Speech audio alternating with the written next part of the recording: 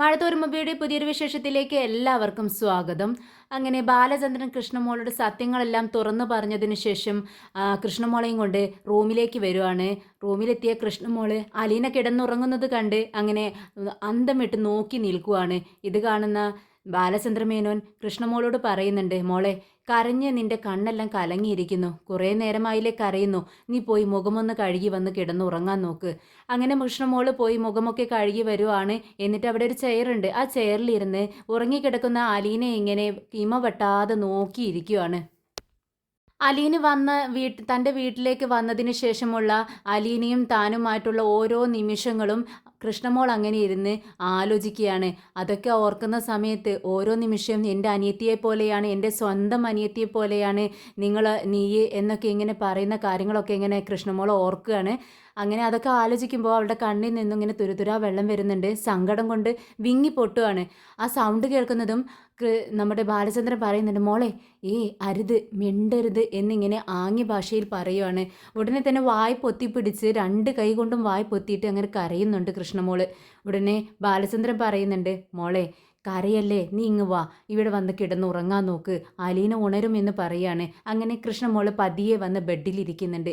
എന്നിട്ട് നീങ്ങി അലീനയുടെ അടുത്തേക്ക് നീങ്ങിക്കിടന്ന് അലീനയെ അരയിലൂടെ ചുറ്റിപ്പിടിച്ച് തൻ്റെ കൈകൊണ്ട് വട്ടം പിടിച്ച് അങ്ങനെ അടുത്ത് കിടക്കുക കേട്ടോ.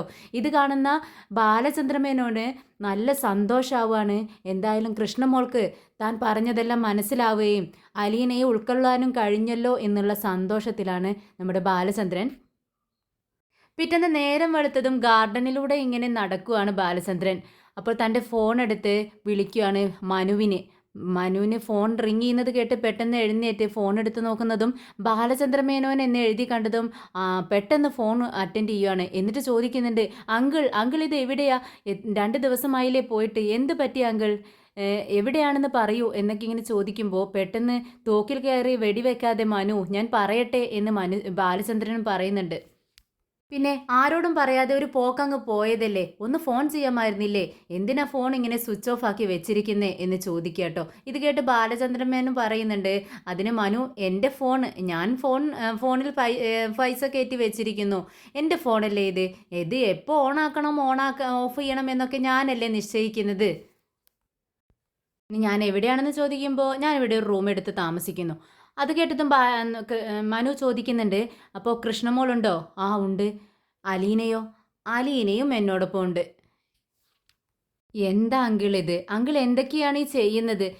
കുറച്ച് കാലമായി അങ്കിൾ ചെയ്യുന്നതൊക്കെ ഇങ്ങനത്തെ കാര്യങ്ങളാണല്ലോ എന്ന് ചോദിക്കുകയാണ്. ഉടനെ തന്നെ നമുക്ക് ബാലചന്ദ്രൻ പറയുന്നുണ്ട്, മനു, എന്നോടൊപ്പം അവർ 2 പേരും ഉണ്ട്, ഞങ്ങളിവിടെ സേഫായിട്ടിരിക്കുന്നു. അങ്കിൾ എവിടെയുണ്ടെന്ന് പറയൂ, എനിക്ക് അങ്കിളിനെ ഒന്ന് കാണണം എന്ന് മനു പറയുക. ഇത് കേട്ടിട്ട് ബാലചന്ദ്രൻ പറയുന്നുണ്ട്, അതിനെന്താ, നീ ആരോടും പറയില്ല എന്നുണ്ടെങ്കിൽ, നീ ആരോടും പറയാതെ ഇവിടേക്ക് വരുവാണെങ്കിൽ ഞാൻ നിന്നോട് സത്യം പറയാം. അതിനെന്താ, ഞാൻ ആരോടും പറയില്ല അങ്കിൾ പറ. എങ്കിലേ ഞാൻ നിനക്ക് ലൊക്കേഷൻ ഇടാം, ഞാൻ എവിടെയാണെന്ന്, നീ അങ്ങോട്ടേക്ക് വാ എന്ന് പറയുകയാണ് ബാലചന്ദ്രൻ.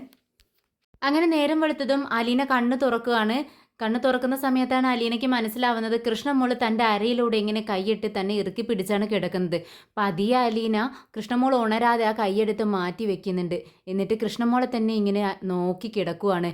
ഉറങ്ങിക്കിടക്കുന്ന മോളുടെ നെറുകിലൂടെ ഇങ്ങനെ തലോടുന്നുണ്ട് തൻ്റെ കൈ കൊണ്ട്. കുറേ നേരം ഇങ്ങനെ അങ്ങനെ നോക്കി കിടന്നതിന് ശേഷം അലീന അവിടെ നിന്ന് എഴുന്നേൽക്കുന്നുണ്ട്. ബാലചന്ദ്രമേനോൻ അവിടെ ഉണ്ടോയെന്ന് നോക്കുകയാണ് അലീന. പക്ഷേ ബാലചന്ദ്രമേനോനെ കാണുന്നില്ല. ബാലചന്ദ്രമേനോൻ ഗാർഡനിലേക്ക് പോയ വിവരം അലീനയ്ക്ക് അറിയുന്നില്ല. അലീന അങ്ങനെ എഴുന്നേറ്റ് പുറത്തേക്ക് വരുവാണ്. അപ്പോഴാണ് കാപ്പിയൊക്കെ കുടിക്കാൻ റെഡിയായിട്ട് പുറത്ത് ബാൽക്കണിയിൽ ഇങ്ങനെ ബാലചന്ദ്രമേനോൻ ഇരിക്കുന്നത് കാണുന്നത്. അലീനയെ കണ്ടതും ചോദിക്കുന്നുണ്ട്, എഴുന്നേറ്റോ? ഞാൻ നോക്കുന്ന സമയത്ത് നിങ്ങൾ 2 പേരും കെട്ടിപ്പിടിച്ച് നല്ല ഉറക്കുക. അപ്പം നിങ്ങളെ ഡിസ്റ്റർബ് ചെയ്യേണ്ടെന്ന് വിചാരിച്ച് ഞാൻ ഇങ്ങ് പുറത്തേക്ക് ഇറങ്ങി. അകത്ത് നല്ല തണുപ്പ് സാർ, ഈ സിയുടെ തണുപ്പ്, അങ്ങനെ ഉറങ്ങിപ്പോയി എന്ന് പറയാണ്. ബാലചന്ദ്രമേനോൻ കാപ്പി എടുക്കാൻ നോക്കുമ്പോൾ അലീന പറയുന്നുണ്ട്, ഞാൻ എടുത്ത് തരാം സാർ എന്ന് പറഞ്ഞ് കാപ്പി കപ്പിലേക്ക് പകർത്തി കൊടുക്കുകയാണ്. അപ്പോൾ ബാലചന്ദ്രൻ ചോദിക്കുന്നുണ്ട്, അല്ല അലീനെ, ഇന്നലത്തെ ടെൻഷനൊക്കെ മാറിയോ? ഇല്ല സാർ, മാറിയിട്ടില്ല. പക്ഷേ സാർ എന്നോടൊപ്പം ഉണ്ടല്ലോ എന്നുള്ളൊരു ആശ്വാസമുണ്ട്.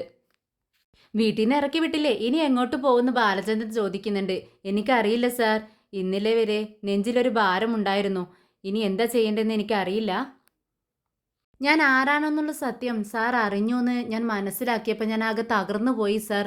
ഓ, അപ്പോൾ അത് മുഴുവൻ നീ കരഞ്ഞു തീർത്തു അല്ലേ എന്ന് ചോദിക്കുന്നുണ്ട് ബാലചന്ദ്രൻ. ആ, നീ ഇവിടെ വന്ന് ഇരിക്കുക എന്ന് പറയാണ്.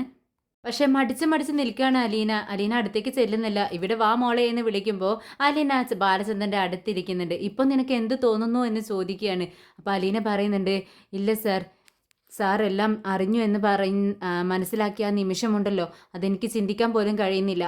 എൻ്റെ എല്ലാ സാറിന് എന്നെ എന്ത് വേണമെങ്കിലും ചെയ്യാം, ശിക്ഷിക്കാം, അടിമയെപ്പോലെ പണിയെടുപ്പിക്കാം, കൊല്ലാം, എന്ത് വേണമെങ്കിലും ചെയ്യാം സാറിന്. എൻ്റെ മാനവും അഭിമാനവും എല്ലാം പോയി സാറേ. ഞാനൊരു ദുഷ്ടനാണെങ്കിൽ എനിക്ക് നിന്നോട് വെറുപ്പും വിരോധവും ഉണ്ടെങ്കിൽ നീ പറയുന്നതൊക്കെ ശരിയാണ്. അങ്ങനൊരു ദുഷ്ടനാണോ മോളെ ഞാൻ? അല്ല സാർ, അല്ല. അതും സങ്കടാ എന്ന് പറയുന്നുണ്ട് അലീന. എന്ത് കഷ്ടമല്ലേ അലീനയെന്ന് ചോദിക്കുമ്പോൾ അലീന ഇങ്ങനെ ബാലചന്ദ്രൻ്റെ മുഖത്തേക്ക് തന്നെ നോക്കിയിരിക്കുകയാണ്. ഒരു കപ്പ് കാപ്പി എടുത്തിട്ട് അലീനയ്ക്ക് നീട്ടിക്കൊണ്ട് നീ ഇത് കുടിക്കുക എന്ന് പറയുന്നുണ്ട്. സാറിൻ്റെ കാരുണ്യത്തിലല്ലേ ഇനി എൻ്റെ ജീവിതം എന്ന് ചോദിക്കുമ്പോൾ അത് അത്ര മോശമാണോ എന്ന് തിരിച്ച് ബാലചന്ദ്രൻ ചോദിക്കുന്നുണ്ട്. എൻ്റെ കാരുണ്യം നിന്നെ എൻ്റെ മോളെ പോലെ കാണാനായി എന്നെ പ്രേരിപ്പിക്കുന്നത്. ഇത് കേട്ടതും വളരെ വിഷമത്തോടെ കണ്ണുനീര് വരിക അലീനയുടെ കണ്ണിൽ നിന്ന്. അവളുടെ ചുണ്ടുകളൊക്കെ ഇങ്ങനെ വിതുമ്പുന്നുണ്ട്. പെട്ടെന്ന് അലീന ബാലചന്ദ്രൻ്റെ മുഖത്തേക്ക് നോക്കുകയാണ്. അപ്പോൾ ബാലചന്ദ്രൻ പറയുന്നുണ്ട്, നിനക്കൊന്നും നഷ്ടപ്പെട്ടിട്ടില്ല. എൻ്റെ വീട്ടിൽ എൻ്റെ മക്കൾക്കുള്ള അതേ അവകാശവും അഭിമാനവും സ്വാതന്ത്ര്യവും നിനക്കും ഉണ്ടാവും. സാർ, എന്നാലും എനിക്കറിയാലോ ഞാൻ ആരും അല്ലെന്നും ഞാൻ ആരാണെന്നും എനിക്കറിയാലോ സാർ. നീ ആ ചായ കുടിക്കുക അലീന എന്ന് പറയുകയാണ് ബാലചന്ദ്രൻ. അലീനയാണെങ്കിൽ ആകെ വിഷമിച്ചിരിക്കുകയാണ്. ഇതിനിടയിൽ കൃഷ്ണമോൾ ഉണരുന്നുണ്ട്. രണ്ട് സൈഡിലേക്ക് നോക്കുകയാണ്. അപ്പുറത്ത് അച്ഛനും ഇപ്പുറത്ത് അലീനയും കിടന്നിരുന്നല്ലോ, പക്ഷെ രണ്ടുപേരെയും കാണുന്നില്ല. പെട്ടെന്ന് പുറത്തേക്ക് നോക്കുമ്പോൾ ജനൽ വഴി ഗ്ലാസ് വഴി ഇങ്ങനെ അവൾ കാണുന്നുണ്ട് അലീനയും ബാലചന്ദ്രനും കാപ്പി കുടിക്കുന്നത്. അങ്ങനെ അവരിങ്ങനെ ഇരുന്നിട്ട് കാപ്പി കുടിക്കുന്നത് കണ്ടിട്ട് കൃഷ്ണമോൾക്ക് വളരെ സന്തോഷമാവുകയാണ്. തലേദിവസം അച്ഛൻ പറഞ്ഞ കാര്യങ്ങളെല്ലാം അവളുടെ മനസ്സിലേക്ക് വരുന്നുണ്ട്. അങ്ങനെ അലീന കുറച്ചു നേരം അവിടെ ഇരുന്ന് കാപ്പിയൊക്കെ കുടിച്ച് കഴിഞ്ഞ് അകത്തേക്ക് കയറുമ്പോൾ കൃഷ്ണമോൾ ഇങ്ങനെ ബെഡിൽ എഴുന്നേറ്റ് ഇരിക്കുന്നുണ്ട്. അപ്പോൾ ചെന്നിട്ട് ചോദിക്കുന്നുണ്ട്, കൃഷ്ണമോളെ നീ ഇത്ര നേരം ഉറങ്ങുമായിരുന്നോ? ആ, ഞാനിപ്പോൾ എഴുന്നേറ്റതേ ഉള്ളൂ. ശരി. കൃഷ്ണമോൾ ഇങ്ങനെ സൂക്ഷിച്ച് നോക്കുകയാണ് അലീനയുടെ മുഖത്തേക്ക്. നീ എന്താ ഇങ്ങനെ നോക്കുന്നതെന്ന് ചോദിക്കുകയാണ്. അത് അലീന ചേച്ചി, എനിക്ക് മാറി ഉടുക്കാൻ ഒന്നുമില്ല, എന്തെങ്കിലും തരാവോ എന്ന് ചോദിക്കുകയാണ്. അത് എന്നോട് ചോദിക്കണോടെ, നിനക്ക് എന്താ വേണ്ടതെന്ന് വെച്ചാൽ എൻ്റെ ബാഗ് തുറന്നെടുത്തൂടെ എന്ന് അലീന ചോദിക്കുകയാണ്. അപ്പോൾ കൃഷ്ണ പറയുന്നുണ്ട്, അത് വേണ്ട, എൻ്റെ പാകത്തിനുള്ളത് ചേച്ചി തന്നെ എടുത്തുവാ. അങ്ങനെ പറയുന്നത് കേട്ടിട്ട് അലീന തൻ്റെ ബാഗിൻ്റെ അടുത്തേക്ക് ചെല്ലുകയാണ്. എന്ന് ബാഗ് തുറന്ന് അതിൽ നിന്നും ഒരു ഡ്രസ്സ് എടുത്ത് അവൾക്ക് പാകമാണ് ഏകദേശം എന്ന് തോന്നുന്ന ഒരു ഡ്രസ്സ് എടുത്ത് കൊടുക്കുവാണ്. അലീന ആ ഡ്രസ്സ് എടുത്ത് കൊടുത്തതും കൃഷ്ണമോൾ ആ ഡ്രസ്സ് എടുത്ത് തൻ്റെ നെഞ്ചോട് ചേർത്ത് പിടിക്കുകയാണ്. എന്നിട്ട് അപ്പോൾ അലീന അവളുടെ മുടിയിലൊക്കെ ഇങ്ങനെ തലോടുന്നുണ്ട്. എന്നിട്ട് ചോദിക്കുന്നുണ്ട്, ഇന്നലത്തെ നിൻ്റെ ദേഷ്യമൊക്കെ മാറിയോടി? ആ, മാറി.